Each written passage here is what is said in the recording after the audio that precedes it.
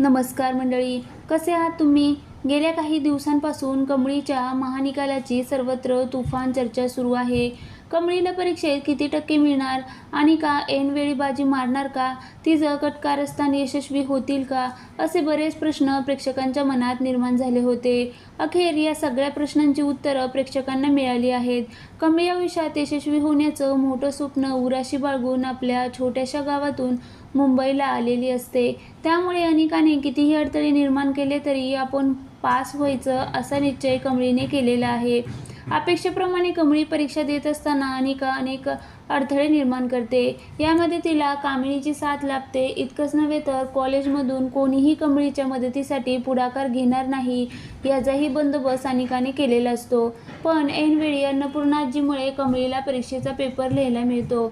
कोणीही कितीही काहीही केलं तरी अंतिम परीक्षेत मीच बाजी मारणार असा अनिकाचा आत्मविश्वास असतो. तिचा हा आता भ्रमाचा भोपळा आता फुटला आहे.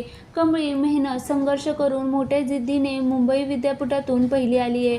प्रथम क्रमांक पटकावत तिने महानिकालात बाजी मारली. शिक्षण मंत्री तिचा सत्कार करतात. यावेळी कमळीची भावी सासू नयनतारा देखील उपस्थित असते.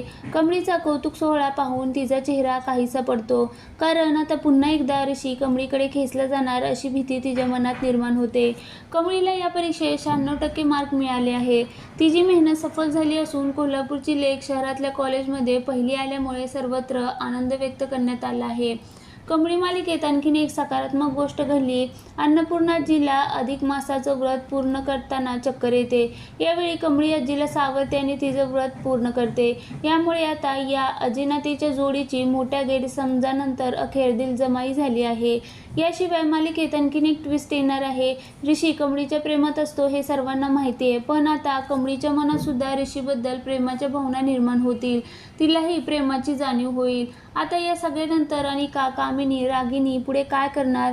महत्त्वाचं म्हणजे कमळीची आई सरोज तिच्यासमोर केव्हा येणार? राजनला सत्य केव्हा समजणार याची प्रेक्षक आतुरतेने वाट पाहत आहे.